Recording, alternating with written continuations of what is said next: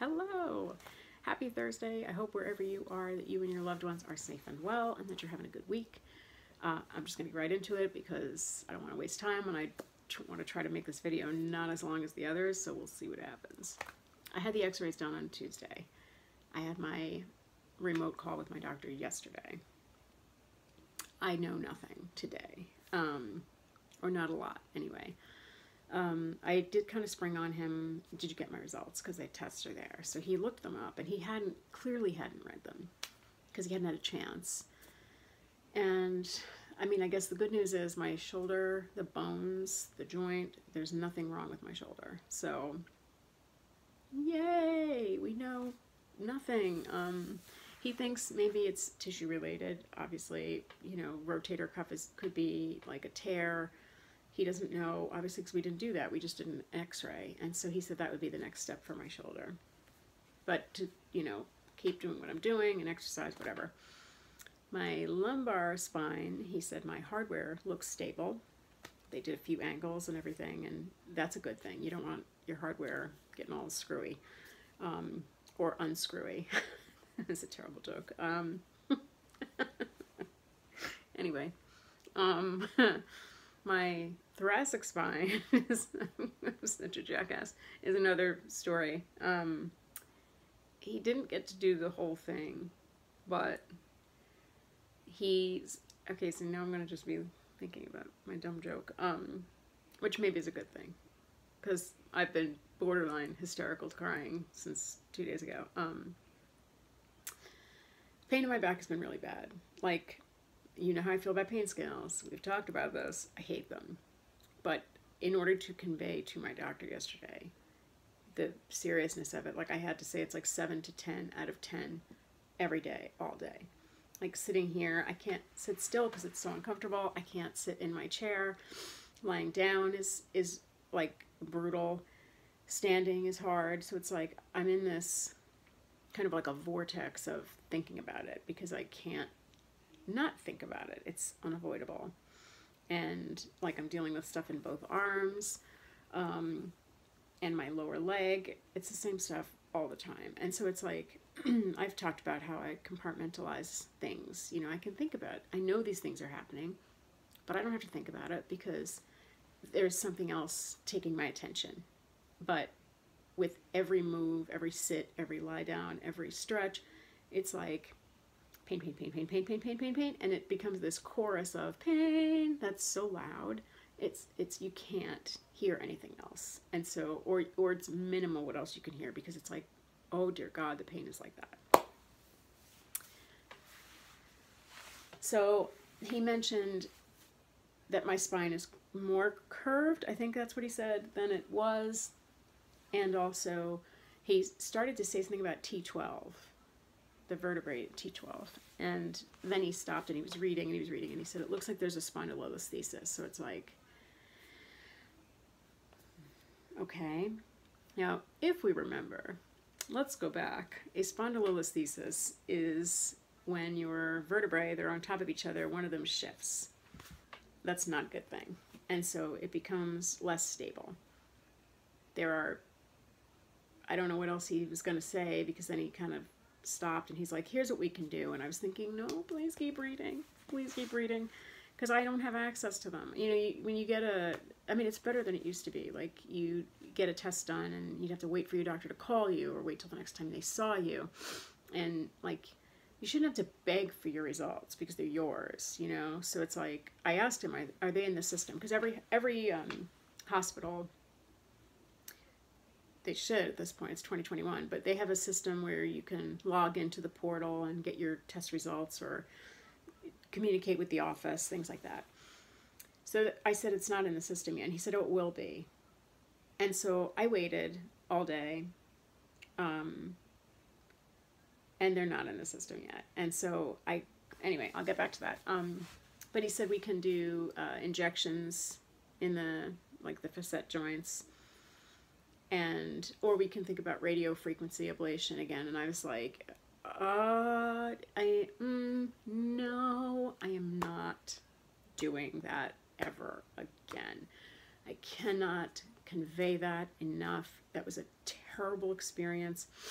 And the me of then is not the me of now, but the me of now knows what it's like, and the me that's now is saying, hell no, we're not doing that again.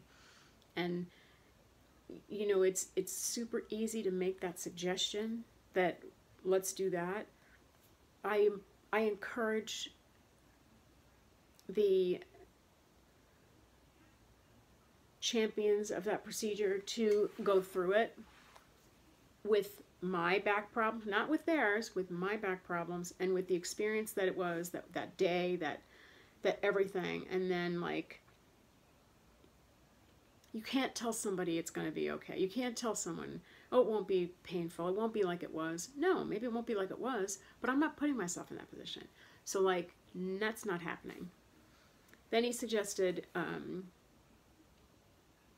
you know, blocks, a diagnostic nerve block to, so we can see if they do the injections and it helps, that means it's treatable in terms of pain management and stuff. So I'm like, all right, maybe.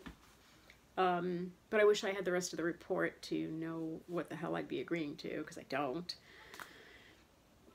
And then he suggested meds, and I just kind of feel like I was overwhelmed and I was getting agitated in the call because I felt like I could not convey enough.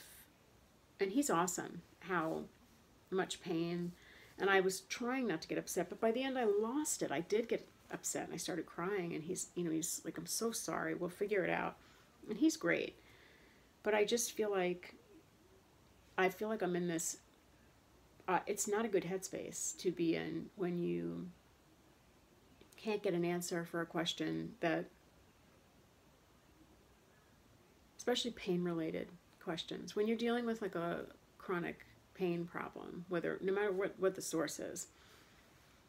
It's like living in a house and you know, you're living, everything's okay, whatever, and all of a sudden, like, you have like electrical problems, or you have a flood coming from somewhere upstairs, and it's like, you know you're living with these problems, and then you bring experts in and they're like, yeah, it's happening, but we can't tell you where it's coming from. And it's like, seriously?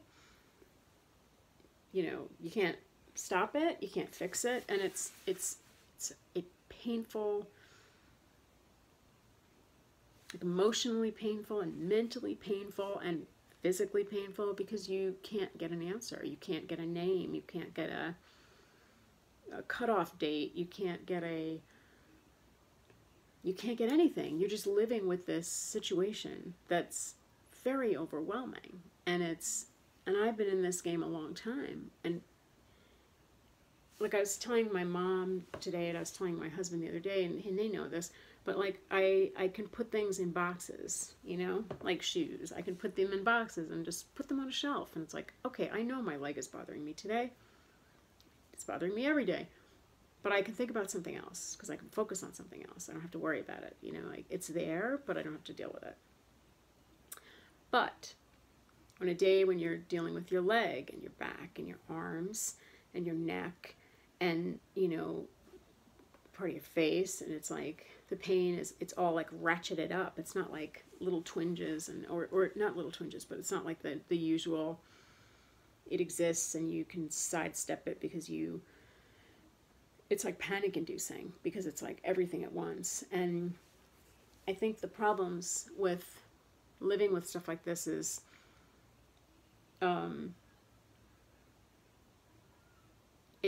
it's so layered. It's not just like, my back issues predate my CRPS issues. And so I've got this congenital spinal situation that became, I guess, exacerbated by the CRPS situation. And, having to get the pump implanted. Before they could do that, they had to stabilize my spine. And then after I had the surgery, everything, like with the arachnoiditis, happened. So it's like this multi-layered thing. And I have carpal tunnel syndrome in both arms, and cubital tunnel syndrome in both elbows, and arthritis, and CRPS affects my hands and stuff like that. And so it's like, I've got these you know, separate issues that are layered that do not complement one another. They don't help. It doesn't help having CRPS when you've got, you know, arthritis and you've got this other issues. And with my leg, I have this bone situation in my right foot. I've got a bone spur in my right heel. I've got like the arachnoiditis affects my legs, but so does the CRPS. So it's like layer, layer, layer, layer, layer. And when all the layers are screaming for your attention and you can't, you know, doing everything I'm supposed to be doing. I'm taking all my meds. I'm taking breakthrough meds. I'm taking medical marijuana. I'm using the lidocaine and ketamine. I'm using the lidocaine. And it's like, and still it's this, you know what I really want? I really want to build a scream room for everybody. You can all use it. I want to build a room that is soundproof, that you can go in and just scream your head off. And that's what I feel like I need to do. And I'm wearing my vintage Motley Crue Shout at the Devil t-shirt because I was like, I just want to yell at somebody, and it's not going to help, but or just stand and scream and maybe get a punching bag or something and like, I don't know. It's just very hard, and I feel for all the people that have other issues, other pain issues that are really, really hard to nail down, because it makes you feel like, especially if you have to go for opinion after opinion after opinion, because it's like you feel like that the burden of proof is on you to put on a good front so that they take it seriously. And it's like, if you're not writhing around in pain, they really doubt you. And even if you are, maybe you're putting it on too much. And so it's like, there's no winning in this situation. And until you go through this complete BS of living with pain wherever your pain is, you have no idea how hard it is to be somebody that lives with pain. And I'm not talking, like, I'm talking about like months to years long situation. There's no good outcome here. And if they can figure out what the heck is causing it and they can treat it, you feel like, oh my gosh, like this victory lap needs to be taken. But it's so exhausting because you can't, there's just no, it's just a very hard place to live. It really is. And it's infuriating and it's very isolating. And, you know, I've said it a million times, you can be in a room full of people and feel lonely or alone. And so when you're living with this, even if you have a good support system, you still have to live in it alone. You still have to feel it by yourself. And I was saying to my mom this morning, I don't like burdening everybody. Like I only just told her today that I did the x-rays. The rest of my family will find out when they see this video. Because I don't have answers. And the pain I was in earlier in the week, I couldn't engage. I couldn't get on and talk to everybody and be my normal, excruciatingly chatty self, even on text, because I just didn't have it in me. And I'm tired today, but like, you know,